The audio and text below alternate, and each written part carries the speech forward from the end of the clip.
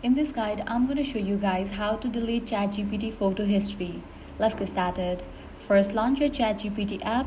The process is similar on Windows as well as mobile device. Now at the left hand side, you're going to find various options. Head over to the option library. Now set it to images.